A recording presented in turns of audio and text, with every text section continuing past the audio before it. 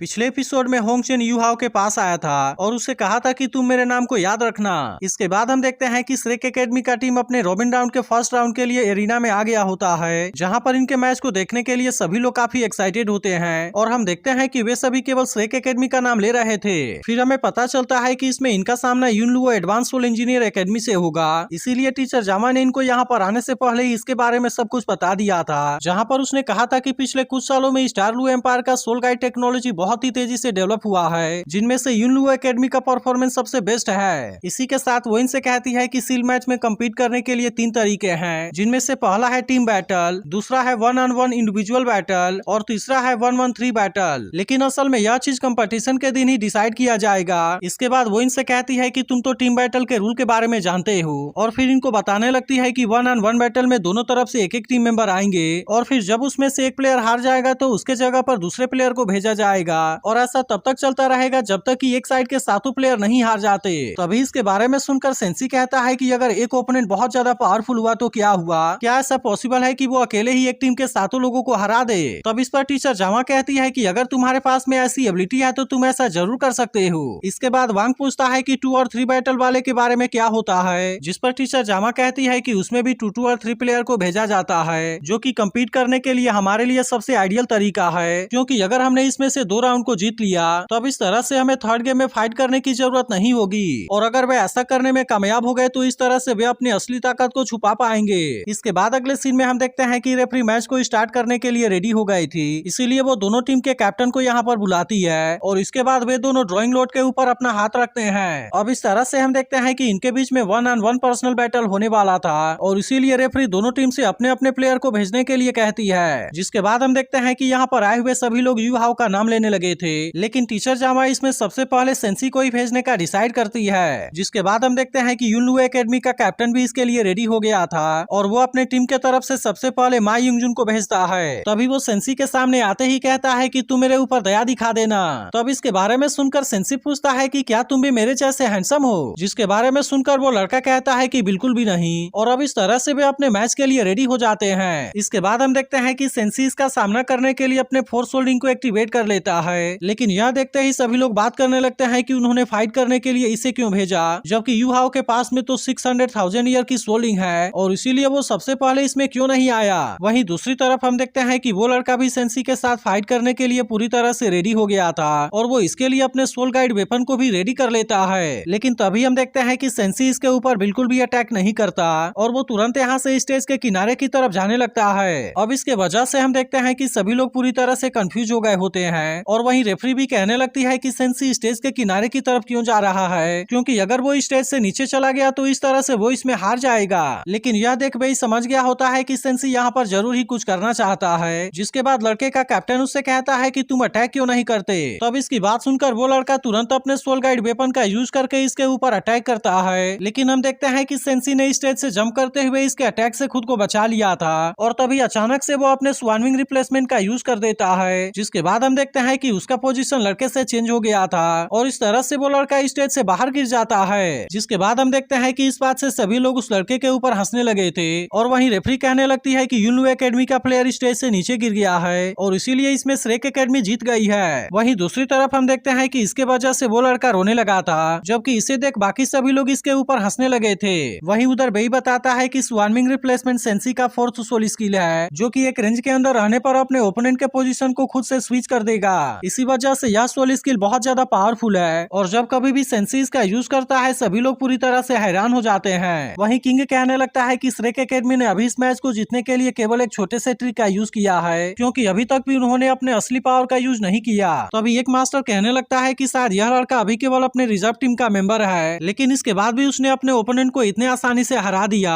और इसके अलावा इसमें तो उसकी कोई सोल पावर भी कंज्यूम नहीं हुई। इसके अलावा हम देखते हैं कि बाकी लोग भी इस बात से हैरान होते हैं और कहने लगते हैं कि श्रेक एकेडमी तो सच में टैलेंट से भरा हुआ है। वहीं वो लड़का अपने कैप्टन से कहता है कि क्या इसमें मुझे मूर्ख बना दिया गया। तब इस पर वो उससे कहता है कि तुम्हारे वजह से यूनलुओ एकेडमी का नाम बर्बाद हो गया और फिर इसके बाद हम देखते हैं कि वो कम्पीट करने के लिए अपने टीम की एक लड़की को भेजता है। जिसके बाद हम देखते हैं कि इसके बारे में सुनकर वो भी तुरंत इसके लिए रेडी हो गई थी और अब इस तरह से वो सेंसी के साथ में फाइट करने के लिए स्टेज पर भी आ जाती है। तब इसे देखते ही सेंसी उससे कहता है कि यहाँ पर तो एक ब्यूटी आ गई, जिसके बारे में सुनते ही लड़की गुस्से में इसके ऊपर ऊपर अटैक करने के लिए जाने लगती है। तभी टीचर जावा कहने लगती है कि यह ओपोनेंट मेली सोल गाइड का यूज कर रही है, जो कि अटैक टाइप वाले सोल मास्टर के मेली एबिलिटी को बहुत ही अच्छे से इम्प्रूव कर देते हैं। इसीलिए इनसे सेफ रहने के लिए इनके नजदीक में नहीं जाना चाहिए, नहीं तो यह चीज काफी खतरनाक हो सकती है। वहीं दूसरी तरफ हम देखते हैं कि वो लड़की अपने स्वॉर्ड का यूज करके लगातार सेंसी के ऊपर अटैक करने लगी थी, जिसे देख यू हाव कहता है कि यह मेली सोल गाइड तो बहुत ज्यादा पावरफुल है। लेकिन तभी इसी वक्त हम देखते हैं कि सेंसी बहुत फनी तरीके से बिहेव करने लगता है और उस लड़की से कहने लगता है कि मैं तो तुम्हारे अटैक को बिल्कुल भी अब नहीं रोक पाऊंगा। तब इसके वजह से गुस्सा होकर वो लड़की और भी पावरफुल तरीके से इसके ऊपर अटैक करने के लिए आ गई थी, जिसे देख अब सेंसी भी अपने चारों तरफ अपने सील का यूज करने लगा था, जिसके वजह से वो लड़की इसके सील के सामने कुछ भी नहीं कर पाती।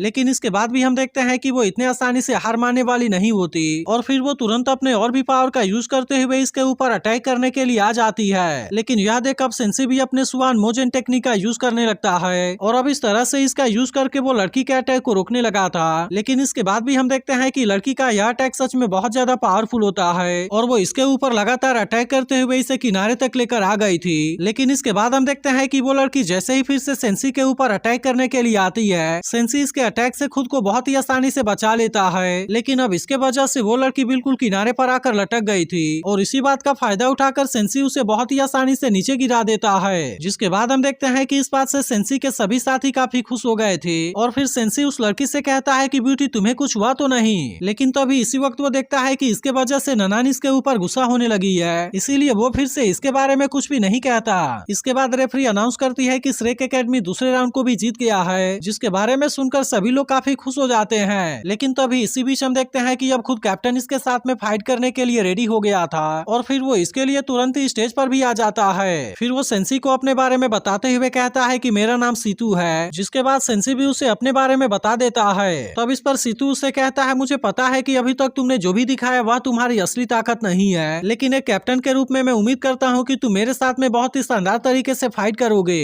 तब इसकी ऐसी बात सुनकर सेंसी भी उससे कहता है कि तुम जैसा चाहो। जिसके बाद हम देखते हैं कि सीतू भी सेंसी को अपना पावर दिखाने के लिए रेडी हो गया था और वो इसका सामना करने के लिए अपने सोल गाइड को एक्टिवेट करने लगता है और इसी के साथ वो इसे कहता है कि यह सबसे पावरफुल फोर्ट्रेस स्ट्रेटजी है, जो कि अटैक और डिफेंस दोनों में ही बहुत ही अच्छी तरीके से काम करती है। जिसके बाद हम देखते हैं कि इसे देख बाकी लोग भी पूरी तरह से हैरान हो गए थे और काइतो कहने लगता है कि यह प्रोटेक्ट करने के लिए पूरे बॉडी को सोल गाइड आर्मर से कवर कर लेता है और इसके अलावा सोल गाइड वेपन भी चारों तरफ फैले होते हैं। इसके अलावा इसमें हीलिंग सोल गाइड और सोल पावर को रिकवर करने के लिए फॉर्मेशन भी होता है, जिसके वजह से सोल मास्टर कुछ समय के लिए डिफेंस को इग्नोर भी कर सकता है। लेकिन असल में लगातार अटैक करने के वजह से इसकी पावर बहुत ज्यादा खतरनाक है और अगर उससे कम लेवल वाला कोई सोल मास्टर इसे रोकने की कोशिश करे तो फिर वो इसके सामने कुछ भी नहीं कर पाएगा। वहीं दूसरी तरफ हम देखते हैं कि सीतू ने अपने सोल गाइड का यूज करके सेंसी के ऊपर बहुत ही खतरनाक तरीके से अटैक किया था, लेकिन फिर पता चलता है कि सेंसी ने अपने सील का यूज करके खुद को बहुत ही आसानी से बचा लिया है, जिसे देख खुद कैप्टन भी इस बात से पूरी तरह हैरान हो गया था। वहीं वो लड़की कहने लगती है कि सीतू का यह अटैक तो मेरे सोल गाइड स्वॉर्ड से भी बहुत ज्यादा पावरफुल था, लेकिन इसके बाद भी उसने इसे बहुत ही आसानी से रोक लिया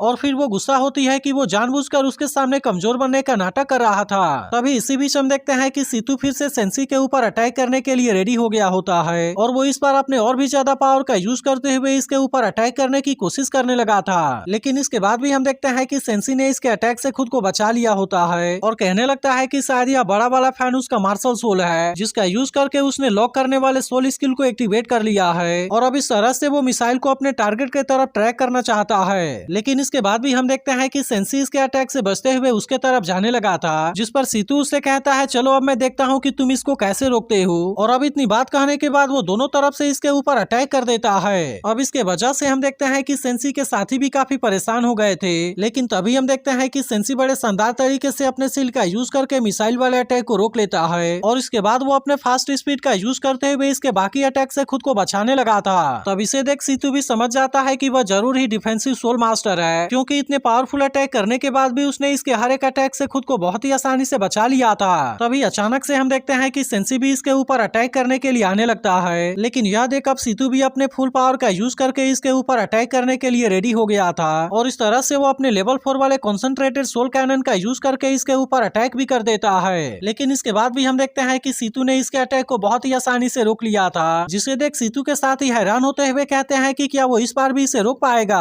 तभी सीतू सेंसी से कहने लगता है कि इसके पॉइंट वाला अटैक बहुत ज्यादा पावरफुल होता है, जिसके वजह से तुम तो अपने जगह से भी नहीं हिल पाओगे और इसीलिए तुम्हारा पोजीशन चेंज करने वाला स्किल भी यहाँ पर काम नहीं करेगा। लेकिन इसके बारे में सुनकर सेंसी भी उसे अपने ताकत के बारे में दिखाने के लिए रेडी हो जाता है, जिसके बाद हम देखते हैं कि वो अपने मार्शल सोल का यूज करके इसके अटैक को बहुत ही आसानी से रोकने लगा था, जिसे देख सीतू भी अपने और ज्यादा पावर का यूज करके इसके ऊपर अटैक करने लगता है। लेकिन अब इस पर सेंसी उससे कहता है कि अब तुम भी मेरा सामना करने के लिए रेडी हो जाओ, और इसके बाद हम देखते हैं कि वो अपने सील का यूज करके इसके ऊपर अटैक कर देता है, जिसके वजह से सीतू अब इसके सामने कुछ भी नहीं कर पाता और इस तरह से वो जख्मी होकर स्टेज से नीचे गिर गया था। जिसके बाद हम देखते हैं कि इस बात से सभी लोग सेंसी से काफी खुश हो गए होते हैं और वे कहने लगते हैं कि सेंसी ने तो अकेले ही 3 लोगों को हरा दिया। वहीं उधर वांग भी हैरान होते हुए कहता है कि सेंसी तो सच में बहुत ज्यादा पावरफुल है। तभी बेई कहने लगता है कि उसकी सोल पावर मुझसे 1 लेवल ज्यादा है, जिसके वजह से हम 7 लोगों में हम दोनों की कल्टीवेशन काफी अच्छी है, लेकिन इसके बाद भी हम दोनों में से सेंसी फर्स्ट है। वहीं दूसरी तरफ हम देखते हैं कि सेंसी सीतू को खड़ा होने के लिए अपना हाथ आगे करता है, जिस पर सीतू उसे कहता है कि मैं इसमें हार गया, लेकिन इसके अलावा मैं तुमसे पूरी तरह से सेटिस्फाइड भी हूँ। और इसके बाद हम देखते हैं कि वो अपने पूरे टीम को सरेंडर कर देने के लिए कहता है। तब इसके बारे में सुनकर रेफरी कहती है कि यूनिवर्स टीम ने सरेंडर करने का डिसाइड कर लिया है और इस तरह से इसमें श्रेक एकेडमी को 7 पॉइंट मिल चुके हैं। जिसके बाद हम देखते हैं कि इसके वजह से सभी लोग सेंसी से काफी इंप्रेस हो गए थे और कहने लगते हैं कि उसने तो अकेले ही एक पूरे टीम को हरा दिया।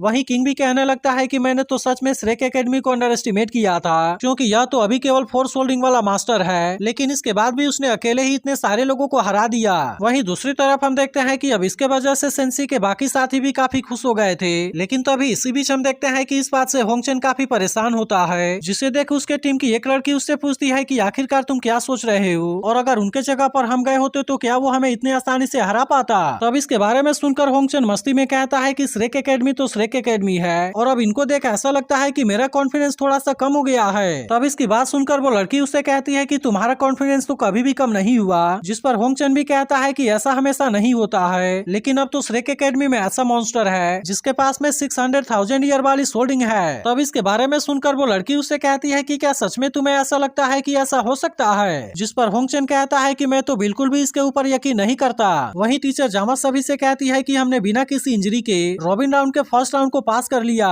इसीलिए मैं चाहती हूँ कि तुम होटल में जाकर प्रैक्टिस करने के ऊपर ध्यान दो। लेकिन तभी यूहा और वांग कहते हैं कि हमें यहाँ पर कुछ मैच को देखना चाहिए और कम से कम हमें तो सन मून एकेडमी के मैच को जरूर ही देखना चाहिए। लेकिन इस पर टीचर जामा कहती है कि उनको ऑब्जर्व करने के लिए मैं ही काफी हूँ और इसीलिए तुम सभी यहाँ से चले जाओ। लेकिन अब इस बात के वजह से हम देखते हैं कि वे सभी काफी परेशान हो गए थे, क्योंकि वे समझ गए थे कि टीचर जामा ने जानबूझकर इनको बाकी का मैच नहीं देखने दिया। जिसके बाद बेई कहता है मुझे ऐसा लगता है कि टीचर जामा को हमारे बारे में काफी चिंता है, क्योंकि उनको ऐसा लगता है कि अगर हमने बाकी के मैच को देखा तो हमारी मेंटलिटी खराब हो जाएगी। लेकिन तभी इसी बीच हम देखते हैं कि काइतो ने यहाँ पर टेलीस्कोप सोल गाइड को बना दिया था और फिर वो यूहाओ से कहता है कि तुम अपने स्पिरिचुअल आई स्किल का यूज करके वहाँ के मैच को देख सकते हो। जिसके बाद हम देखते हैं कि यूहाओ भी अपने पर्पल डीमन आई और मेंटल डिटेक्शन को एक साथ में यूज करने लगा था और अब इसके मदद से वो वहाँ पर देखने लगता है। लेकिन तभी इसी बीच हम देखते हैं कि वो किसी बात के वजह से हैरान हो गया था, जिस पर वांग उससे पूछता है कि तुमने वहाँ पर ऐसा क्या देख लिया। जिसके बाद यूहाओ कहता है कि वे सभी तो 5 रिंग वाले सोल किंग टीम है। जिसके बाद हम देखते हैं कि इसके बारे में सुनकर वे सभी भी पूरी तरह से हैरान हो गए थे।